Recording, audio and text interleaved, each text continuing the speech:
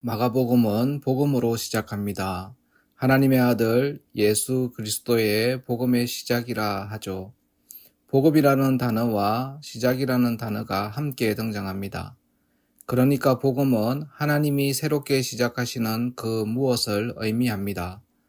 마가는 이 복음, 하나님이 새롭게 시작하시는 일을 설명하기 위해 구약 성경을 인용하죠. 선지자 이사야의 글에 기록된 것을 소개합니다. 왜냐하면 이사야서 40장에 마가가 말하려는 복음이 예언되어 있기 때문입니다. 이사야서 40장에서 말하는 아름다운 소식이 곧 복음입니다. 2000년 전 유다 땅에서는 어떤 소식이 복음이었을까요? 당시의 복음은 새로운 로마 황제가 즉위해서 새로운 세상이 열렸다는 소식이 복음이었습니다. 그렇다면 마가가 이사야 40장을 근거로 소개한 복음도 새로운 왕의 등극을 소개하는 복음일 것입니다. 복음이란 예수 그리스도라는 새로운 왕의 등극입니다. 하나님의 나라가 예수 그리스도를 통해 시작되었다는 소식이 곧 복음입니다. 마가는 새로운 왕이 등극했다는 소식을 기뻐합니다. 이 기쁜 소식, 왕의 교체를 알리기 위해서 세 가지 내용으로 복음을 전파합니다. 첫 번째 복음은 요한의 세례 사역으로 시작됩니다. 세례는 구약에 없던 의식이 신약시대에 갑자기 생겨난 게 아닙니다. 1세기 당시 세례는 일종의 정결 의식입니다. 스스로 그리고 반복적으로 행하던 정결 의식이 세례였습니다. 하지만 요한의 세례는 스스로 하는 것이 아닌 다른 사람에 의해서 반복적으로 행하는 것이 아닌 단회적인 예식이었습니다. 죄사함을 받게 하는 회개의 세례였습니다. 물론 요한에게는 죄사함을 받게 하는 권세가 없습니다. 여기서 말하는 요한의 세례란 죄사함을 이끄는 역할을 의미합니다. 요한이 세례를 통해 죄사함을 얻게 하는 준비를 했다는 것이죠. 예수님을 통한 새로운 세례를 미리 바라보고 전파한 것입니다.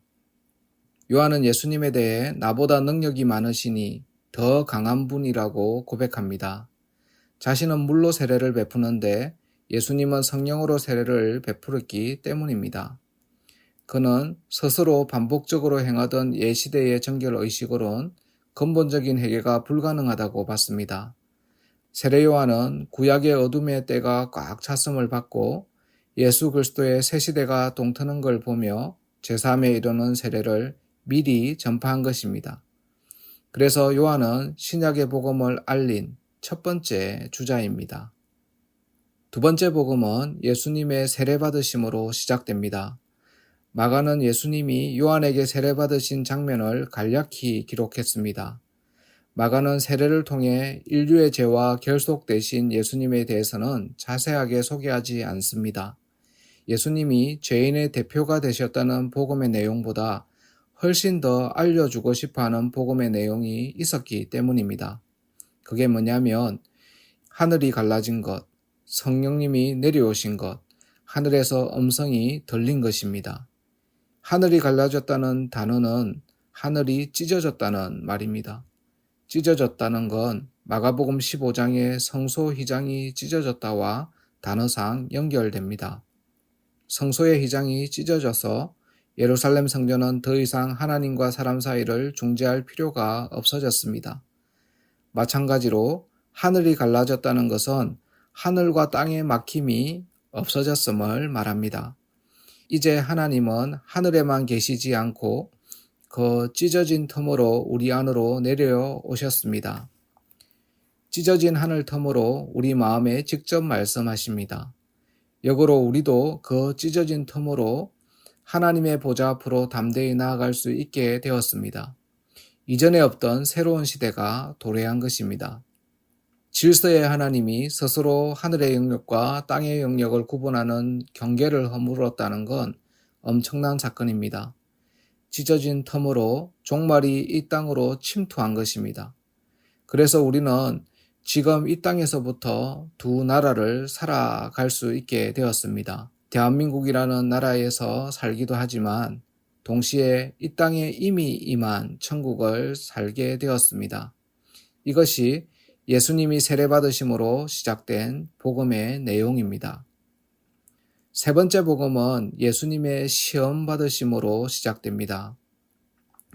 예수님의 시험 장면은 마태복음의 11절, 누가복음의 13절로 기록되어 있습니다. 그래서 사탄이 예수님에게 돌로 떡을 만들라, 성전 꼭대기에서 뛰어내리라, 자기에게 절하라고 한 내용 등이 자세히 기록되어 있죠.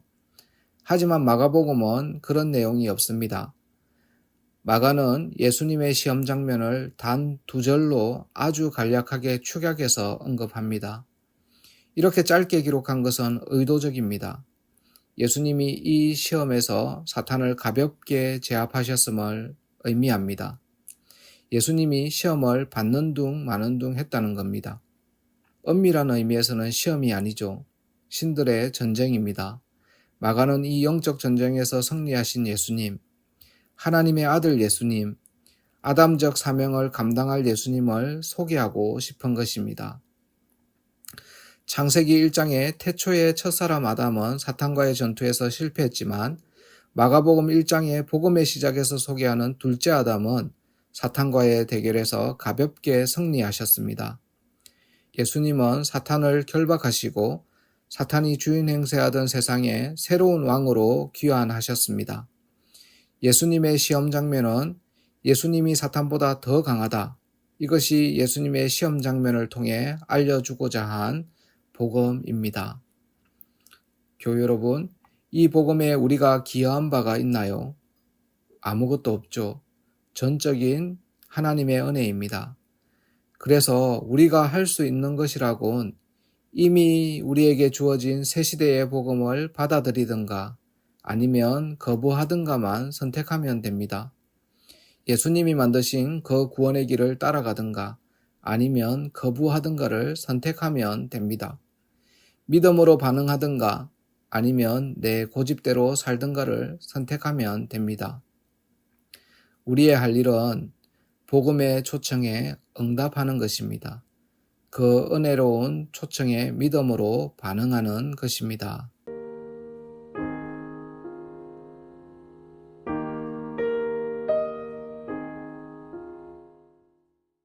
함께 기도할 기도 제목입니다. 세례 요한은 사탄이 지배하는 옛 시대가 질적으로 꽉 찼고 하나님의 다스림이 동트는 것을 보았습니다. 그래서 성령으로 단번에 주어진 제4함의 세례를 선포했습니다. 우리는 새 시대에 속한 사람들입니다. 그런데 혹시 우리가 옛 시대에 묶인 것은 없습니까? 나의 공로로 하나님께 나아간다든지 나의 열심으로 하나님께 나아가려 하진 않습니까? 혹시 내 모습 속에 그런 모습이 있다면 왕의 교체, 주권의 변화를 인정하며 회개하는 기도를 하겠습니다.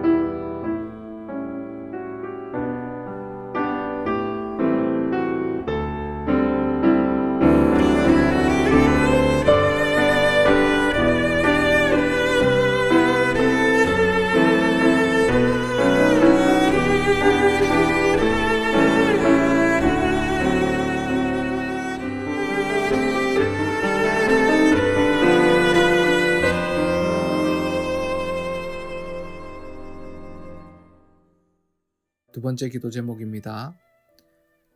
예수님이 세례받으실 때 하늘이 찢어졌습니다. 그때 생긴 하늘 틈으로 예수님이 이 땅에 내려오셨습니다. 성령이 종말의 선물로 주어졌습니다. 예수님이 사탄과의 싸움에서 최종적으로 승리하시고 왕으로 등극하셨습니다. 새 시대의 복음을 받아들이고 예수님이 만드신 그 구원의 길을 따라가고 믿음으로 반응하는 삶을 하루하루 살아내게 하소서. 함께 기도하겠습니다.